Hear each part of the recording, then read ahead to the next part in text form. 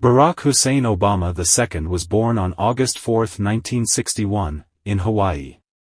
His parents, who met as students at the University of Hawaii, were Ann Dunham, a white American from Kansas, and Barack Obama Sr., a black Kenyan studying in the United States. Obama's father left the family when Obama was 2 and, after further studies at Harvard University, returned to Kenya, where he died in an automobile accident 19 years later. After his parents divorced, Obama's mother married another foreign student at University of Hawaii, Lolo Sitoro of Indonesia. From age 6 through 10, Obama lived with his mother and stepfather in Indonesia, where he attended Catholic and Muslim schools. "I was raised as an Indonesian child and a Hawaiian child and as a black child and as a white child," Obama later recalled. "And so what I benefited from is a multiplicity of cultures that all fed me." Concerned for his education, Obama's mother sent him back to Hawaii to live with her parents, Stanley and Madeline Dunham, and to attend Hawaii's prestigious Punahou School from 5th grade through graduation from high school. While Obama was in school, his mother divorced Sitoro, returned to Hawaii to study cultural anthropology at the university, and then went back to Indonesia to do field research. Living with his grandparents, Obama was a good but not outstanding student at Punahou. He played varsity basketball and, as he later admitted, dabbled in drugs and alcohol, including marijuana and cocaine. As for religion, Obama later wrote, "Because his parents and grandparents were non-believers, I was not raised in a religious household."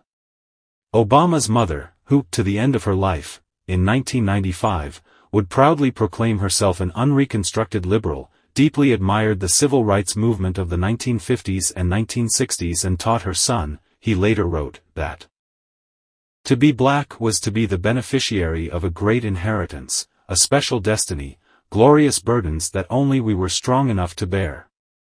But, as culturally diverse as Hawaii was, its African American population was minuscule. With no father or other family members to serve as role models, his relationship with his white grandfather was difficult. Obama later reflected, "I was trying to raise myself to be a black man in America. No one around me seemed to know exactly what that meant."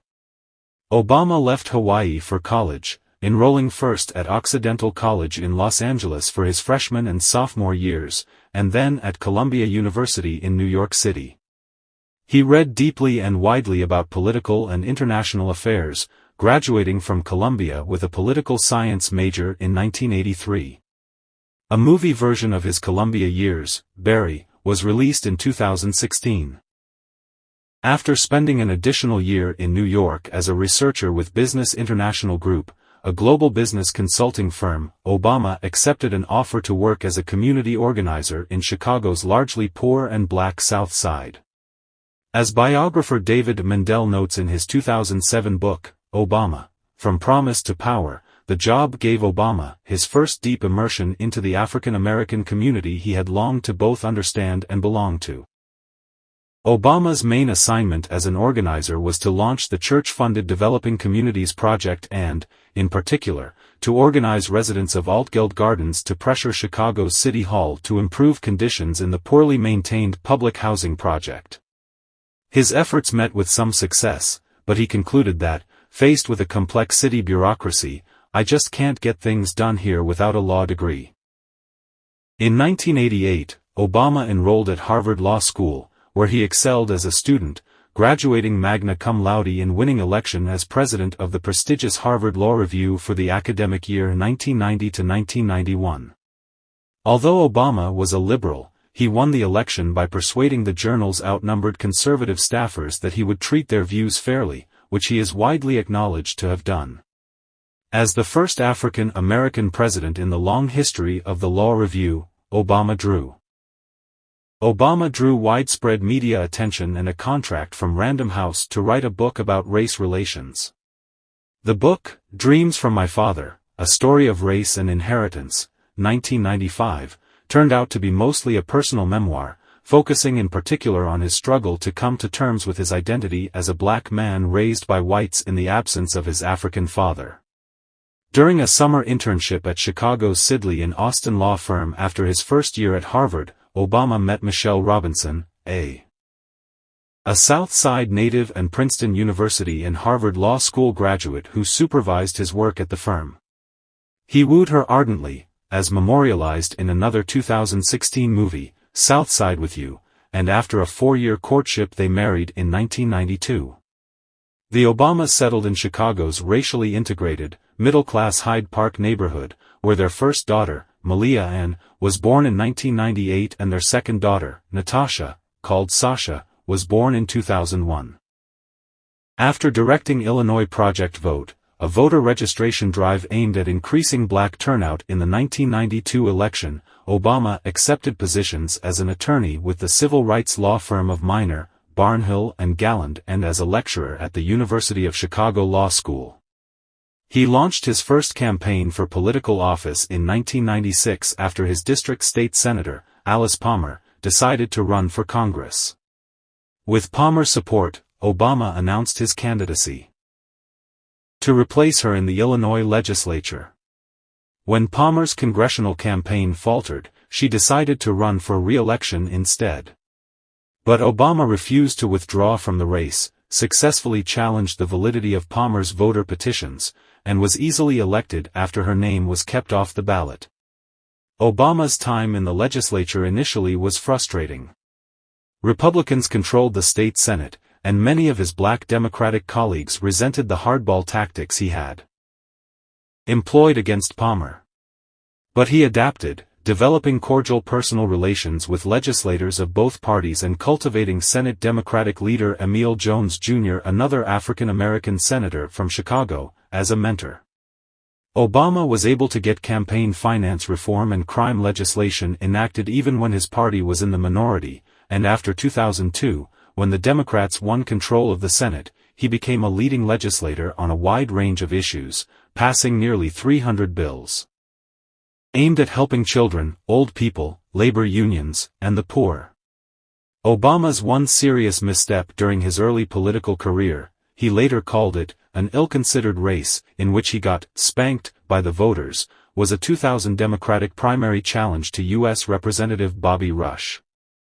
Rush was a former Illinois Black Panther leader who subsequently entered mainstream politics as a Chicago alderman and was elected to Congress from the South Side's 1st Congressional District in 1992. Obama was not nearly as well known as the popular Rush, and the combination of his unusual upbringing and his association with predominantly white elite universities such as Columbia, Harvard, and Chicago aroused doubts about his authenticity as a black man among the district's overwhelmingly African American voters. Obama suffered what he labeled a drubbing, losing to Rush by a 30 percentage point margin. Rush remained in the House. He was re-elected to his 13th consecutive term in 2016. Returning to the state Senate, Obama began eyeing a 2004 race for the U.S. Senate seat held by Peter Fitzgerald, an unpopular first-term Republican who decided not to run for re-election.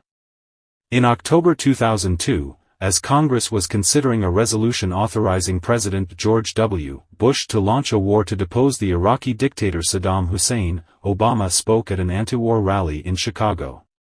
"I don't oppose all wars," he declared. "What I am opposed to is a dumb war. What I am opposed to is a rash war."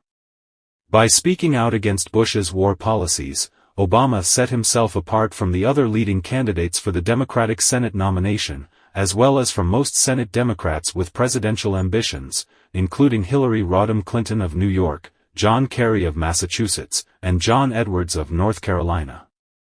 Obama's initially unpopular anti-war stance eventually worked to his political advantage as the war became increasingly unpopular with the passage of time. Advised by political consultant David Axelrod, who had a strong record of helping black candidates succeed in majority-white constituencies, Obama assembled a coalition of African Americans and white liberals to win the Democratic Senate primary with 53% of the vote, more than all 5 of his opponents combined.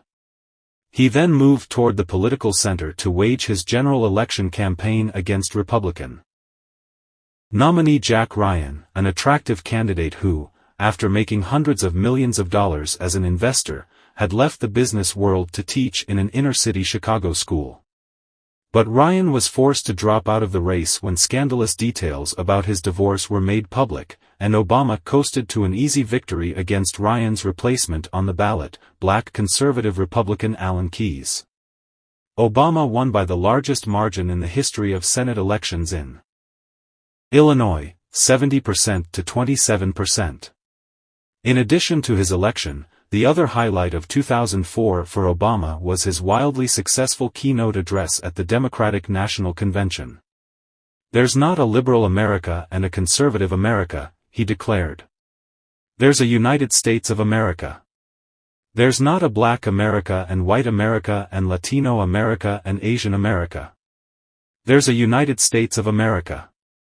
Obama encapsulated his speech's themes of optimism and unity with the phrase, "The audacity of hope," which he borrowed from Reverend Jeremiah Wright. Wright was the pastor of Chicago's Trinity United Church of Christ, a large and influential black congregation where Obama was baptized when he became a Christian in 1988.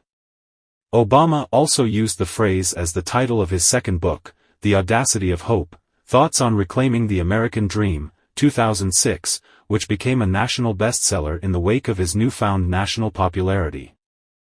Describing his religious conversion, Obama wrote, "I felt God's Spirit beckoning me. I submitted myself to His will, and dedicated myself to discovering His truth." Dear listeners, for updates on the 44th American President Barack Obama, please subscribe to our timely infos.